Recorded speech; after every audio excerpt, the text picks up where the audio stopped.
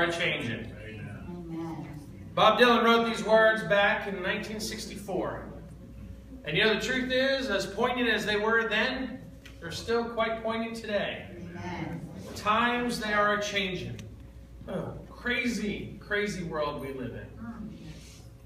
On Friday, the nation of France experienced the most violent attack on its own soil since World War II. Terrorists attacked and shamelessly murdered more than 120 innocent people. People that were attending sporting events, rock concerts. Why? What's the point to all this madness? Our hearts break for the people of Paris as they undergo a terrible tragedy. Senseless and selfish actions of a group determined to spread fear and hatred. The times, they are a-changin' indeed. Everywhere we go, we now wonder if we will become the target of an attack. Will our kids be safe if we let them go to a high school football game or if they go to the mall? It's crazy stuff, isn't it? Yeah. Living in a state of fear, worried for our own safety and for the safety of the ones that we love. And it can be a real struggle for us as Christians to determine how to respond to this. Yeah. How to respond to the fears in our own lives, as well as the fears in others that we may encounter. This past week, we saw two events that drew a lot of FaceTime and social media. And both of them were directly directed at our faith. The most recent is the attacks in Paris. The cowardly actions were a direct attack on people because of faith, or rather because of a difference of faith. The group ISIS believes in creating a militant state where people are forced into a strict pattern of Islamic observance, and any variation from their approved action will assuredly result in beatings or death. They view anyone with a differing religious opinion as an infidel, and their goal is to kill as many of them as possible. It's truly awful and horrific. But before these awful events took center stage in our hearts, our minds, our news outlets, the news of the week was something a little bit different. A red Starbucks cup. And how apparently Christians were offended by the fact that Starbucks had removed the words Merry Christmas or anything wintry or holiday-ish from their coffee cups. Now, first and foremost, let me say that I don't know a single person who cares in the least about Starbucks or any other company's policies concerning holiday merchandising. So whether or not this was ever a legitimate fear or a legitimate claim or perhaps just a brilliant marketing ploy by the Starbucks company, the message that was posted all over social media had the same condescending tone to it. Basically, every message read, all you Christians need to lighten up and quit whining so much and start living better. If you quit complaining about Starbucks cups, maybe you could end hunger. Stop, adopt orphans until there's none left in the orphanages. I saw all of these things on my Facebook feed. The natural reaction was, Christians, you're at fault. It's silly. The truth is, it's silly. The Starbucks red cup is absolutely ridiculous to even be talking about.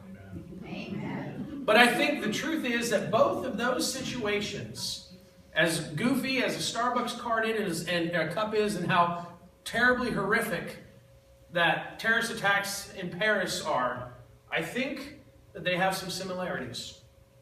And the main one being this: persecution against Christianity has always existed and will continue to exist. It might be the removal of the word Christmas from a label out of fear of being politically correct, to an outright attack by militant believers of a different religion. The truth is, we will experience persecution on all levels throughout our lifetime because of our faith. In fact, Jesus promised that. Mark 13, verse 13 said, "You will be hated by all because of my name. But the one who endures to the end, he will be saved." Yeah. So what are we supposed to do? How should we respond to the latest attacks on faith and humanity? Do we live in fear? Do we live in anger? Should we wage war against Starbucks with boycotts? Or perhaps run away from anyone that looks Muslim? You see, we cannot let our lives be dictated by fear. Amen. We cannot let our lives be tainted by hatred. And we certainly cannot let our faith and the sacrifice of Jesus be cheapened by taking the focus away from God and from His love. See, this is who we're called to be. His people living a life for His glory. Amen. 1 Peter 2 reads, "You are a chosen race, a royal priesthood, a holy nation, a people for God's own possession, so that you may proclaim the excellencies of Him who has called you out of darkness and to His marvelous light." And I love this part of the verse.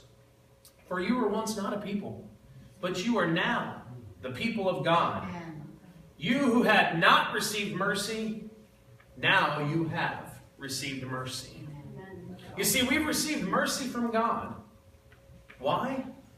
So that we can show mercy to others.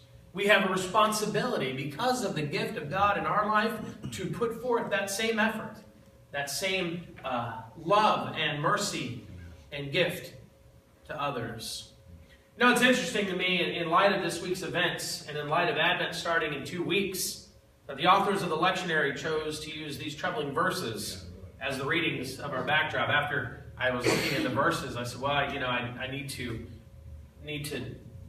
felt a pressure and importance to discuss, the actions of the world and the pain that people around the country and around certainly the globe are suffering through and enduring.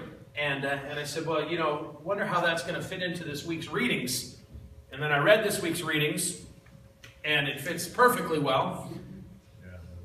But it's interesting, Advent, Christmas starts in just 2 weeks. 2 weeks from now, today, we'll be hanging on the greens. The very start of Advent, the time of excitement, of preparation, of joy, of hope. What are the four colors of the Advent candle? You have hope, joy, peace, and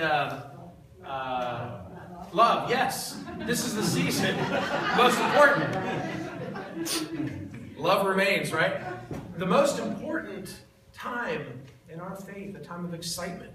And the authors of the lectionary have used the build-up to this season to be some of the most intense and disturbing scriptures in the Old New Testament.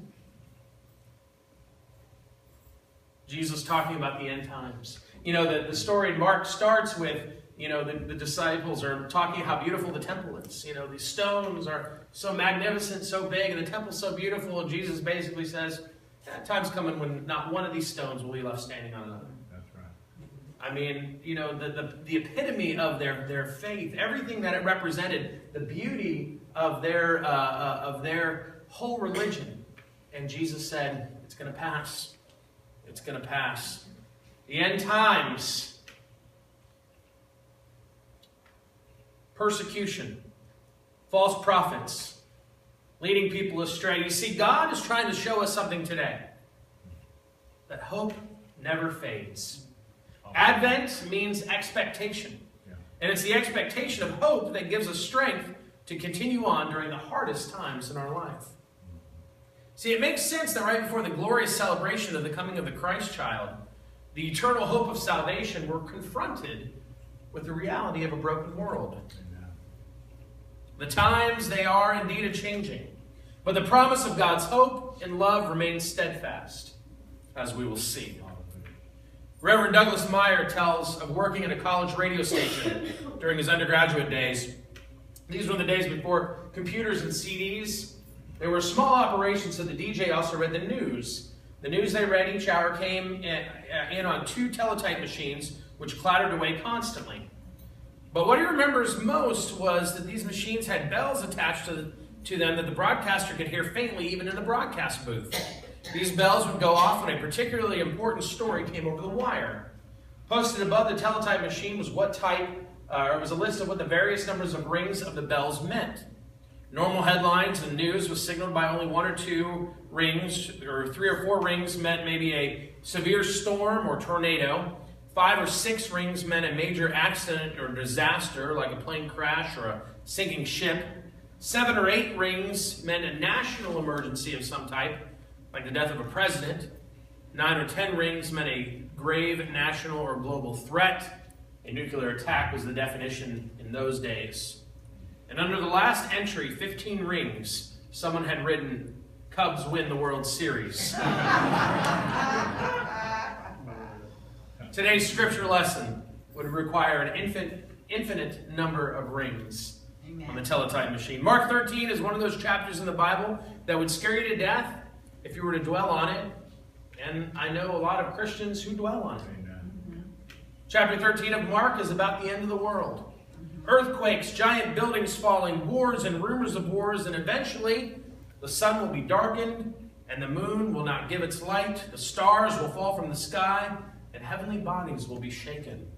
It's a scene to which even Hollywood, with all its special effects, could not do justice. We went through a Revelation study here last summer, and there's a lot of terrifying stuff in there. A lot of intense things we don't understand, things we can't fathom. Bill Cosby once said that as a child, he loved to be scared. So he listened to scary programs on late night radio. Even though he knew the stories weren't really real, he was still prepared. He had a bowl of Jell-O in the refrigerator, and he would get real scared and think the monster was coming to the house, so he would take the Jell-O and smear it all over the linoleum floor in front of the refrigerator. He rationalized that the monster would either be scared of the Jell-O or slip and fall, not hurting and killing himself upon impact. Of course, he never did get to hurt any monsters, although he managed to hurt his father, who slipped on the Jell-O instead. The apocalyptic language of Mark 13 is about the end of the world, and it's not the sort of thing that you want to read right before falling asleep. It's scary stuff. It's troubling stuff. But as we've seen this week, life is scary. There's so much in life to fear. If you were in the Twin Towers on 9/11, you would think that the world had come to an end. And for 2,750 people, it was the end of the world for them. Every day, people die in tragic accidents or homicides. Every day, someone gets a diagnosis of a fatal disease. We don't have to think about the end of time to get ourselves into an anxious state. Life is scary. There is enough possible personal tragedies that keep us in turmoil. And so we need to deal with Mark's gospel, his 13th chapter. We need to confront the fact of dramatic upheavals that will come to us all as time passes. Whether it's the end of the world, or a terrorist attack, or a life-threatening disease, or whatever else may come our way in our daily life. I think the first thing that we need to see when we're looking into this is that none of us knows the future. Amen. As a popular saying goes, if you want to give God a laugh, well, show him your day planner. It's only prudent that we make plans and that we have schedules to keep. But none of us really knows what tomorrow will bring. Be careful driving home today. You never know. And of course, that's exactly the point. I think it's telling that in 13th chapter of Mark, Jesus says that even he doesn't know when God will bring down the final curtain on the human experiment. Verse 32 reads, "No one knows the day or the hour, not even the angels in heaven, nor the Son, but only the Father." Of course, that still doesn't keep people throughout history from setting dates, trying to tell people what they believe, getting gullible followers to get alarmed. The world will indeed end someday. Every good scientist will tell you that. The Bible teaches us that at that time Christ will set up his kingdom. You would think that would cause Christians to rejoice rather than recoil in horror. But we don't know when that will be, either personally or as a people. Amen. In her book Out of Africa, Isaac Dennison tells about her cook, a Kenyan named Kamante. She says that one night after midnight, Kamante suddenly walked into her bedroom with a hurricane lamp in his hand, and he spoke to her very solemnly. "I think that you'd better get up. I think that God is coming." Isaac says that when she heard this, she did get up and asked why he thought so. He gravely led her to the dining room, which looked west towards the hills. Through her window, she saw a strange phenomenon. There was a big grass fire going out in the hills. The grass was burning all the way from the hilltop to the plain. When seen from the house, she says it made nearly a vertical line, and it did look as if some gigantic figure was moving and coming towards them. She stood for some time and looked at it, with Kamante watching by her side. Then she began to explain to him what was happening, but the explanation didn't seem to make much impression on him. She says he clearly took his mission to have been fulfilled when he had called her to warn her. Yes, he said, that may be so, but I thought you'd better get up just in case it was God coming. Well, the truth is, God will come. We don't know when, but even more relevance to each of us, there will come a time when God will come for us personally. Maybe you would like to know when that time will be. Most of us, I suspect, would rather not know. Ignorance is bliss, right? It would be a heavy burden to bear. And I think we'd prefer to leave such things to God. Brings us to a second truth that we need to acknowledge today, especially in light of Friday's events. Life may be scary, and we don't know what the future holds, but God is still in charge. There is much in life that is beyond our control, but nothing that is beyond God's control. God is our Abba, our Daddy. He loves us intimately, so why not leave things in God's hands? Bishop Desmond Tutu once spoke of his own struggle with life and with God, and he recalled one of his favorite cartoons, a picture of God standing next to an open filing cabinet. Open files are strewn about the room and the filing cabinet and around God. And in obvious despair, he has his hand on his head. And the caption has God saying, "Oh no, I have seemed to lost my copy of the divine plan." God hasn't lost his copy of the divine plan. His plan is still in effect. God is in charge of how and when time will end. And God is in charge of our lives. He will provide for our needs regardless of what may come. Gregory Fisher in Leadership Magazine tells of teaching a class at the West African Bible College. One day the class was discussing the second coming of Christ, and a student asked Fisher a question that took him by surprise. The question was this: what will he say when he shouts? The student said, "Reverend, 1 Thessalonians 4:16 says that when Christ will descend from heaven, Christ will descend from heaven with a loud command. I would like to know what that command will be." Well, Fisher wanted to leave the question unanswered, to tell the student that they must not go past what Scripture has revealed, but his mind wandered to an encounter that he had earlier in the day with a refugee from a Liberian civil war. The man, a high school principal, told him how he was apprehended by a two-man death squad. After several hours of terror, as the men described how they would torture and kill him, he narrowly escaped. After hiding in the bush for 2 days, he was able to find his family and escape to a neighboring country. The escape cost him dearly, though. 2 of his children's lives were lost. The stark cruelty unleashed on an unsuspecting and undeserving population had touched Fisher deeply. He also saw flashbacks of the beggars that he passed each morning on his way to the office. Every day he saw how poverty destroys dignity, robs people of the best of what it means to be human, and sometimes substitutes the worst of what it means to be an animal. Fisher says even now he is haunted by the vacant eyes of people who have lost all hope. Suddenly, he was back in his class. "Reverend," the student demanded, "Reverend, you have not given me an answer. What is the command that Christ will say?" The question hadn't gone away. "Enough," said Fisher in answer to the question. "He will shout enough when he returns." A look of surprise crossed the face of the student. "What do you mean, enough?" Fisher said firmly, "Enough suffering, enough starvation, enough terror, enough death, enough indignity, enough lives trapped in hopelessness, enough sickness and disease. Enough is enough, enough." God's plan is that there will come a time when suffering and death and despair will be taken away. Enough. God has not mislaid God's plan. Whatever comes our way, we can trust God for the future. Why? Because God is in control. Robert Louis Stevenson once put it like this. He said, "The stars shine over the mountains, The stars shine over the sea. The stars look up to the mighty God, and the stars look down on me.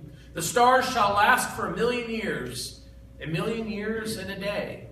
But God and I will live in love when the stars have passed away. Amen. Hallelujah. No one knows what the future holds, but we do know who holds the future. That one is our loving parent. God is indeed in control. The times they may be a-changing, but God never changes. And that brings us to the final thing that we need to say this morning. As we prepare our hearts for the coming of Advent, as we know, as we look around in our lives and in the world and see the tragedy and the destruction and the hurt, what are we to do? The Scout motto, I think, can also be the Christian's motto. Be prepared. Amen. One of the tasks of life that many of us take quite seriously is to be prepared. We watch our savings, our 401ks, our stocks, our mutual funds. We want to have the funds that we need for old age and retirement. We take care to make sure that we are part of a good health plan. And just in case we have enough insurance for our family. We try to take care of ourselves physically and mentally and emotionally. We want to be strong in order to meet any unexpected challenges. The only place that we are apt to shortchange ourselves is in our preparations spiritually. And this is just the place that Mark 13 focuses. It may irk us as we drive through the rural parts of the country and see crude graffiti. It says, "Are you prepared to meet God?" Or the semi-trucks that have the red and green painting that are always terribly punctuated or sometimes misspelled. Are we prepared to meet God? Will we be able to give a good accounting of our life when the time comes? Well, it's true. We're saved by grace and not works. We know that. But that doesn't lessen our need to grow spiritually. We need deep spiritual resources to draw on for the challenges we may face in the future. Whatever may happen to our world, are we prepared? Have we learned to draw upon God's strength? Have we learned to trust God for the living of our life? Are we prepared? Regardless of when it will be, the day will come when we will meet our Creator.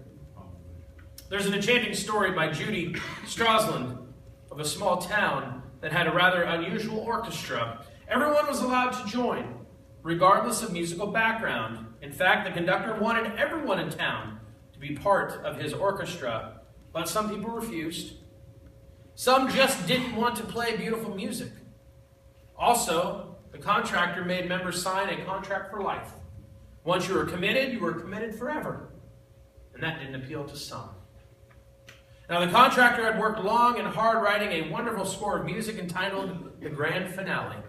He was eager for his musicians to learn it, but after a few preliminary instructions, the conductor left and let the musicians practice it on their own. His only stipulation, it must be ready in time for the great concert day. Well, all the instruments went off to practice their parts, but it wasn't long before they were arguing among themselves.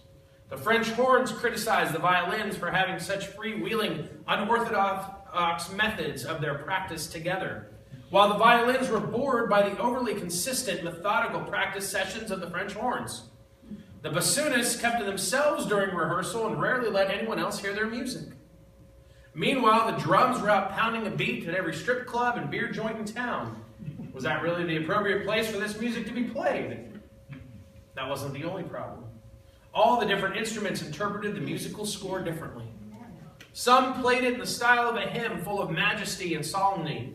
Others preferred the style of a victory march, assertive and straightforward. And others still interpreted the score as a love song, gentle and soulful. And there were 1,000 other minor variations that drove them all to distraction. It left the town wondering, would the orchestra make beautiful music together on that great concert day when the conductor returns? See, this is why we cannot neglect Mark 13 with all of its scary elements. We need to ask ourselves whether we're ready for the great concert day. We need to take an accounting of our lives. No one knows the future. But again, we do know the one who holds the future. What is the state of our soul? Are we prepared for whatever may come our way? Are we prepared to meet God?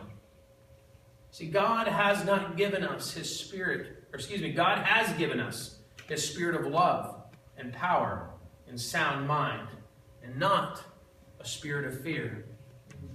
See, we can have hope in these uncertain times. We can experience love for people, even when they persecute us. We can make sound judgments on how to live a life for God, even in the face of trials. The only course of action is to come together as a community in love and service, to pray and to trust. Why? Because God is faithful and God is just.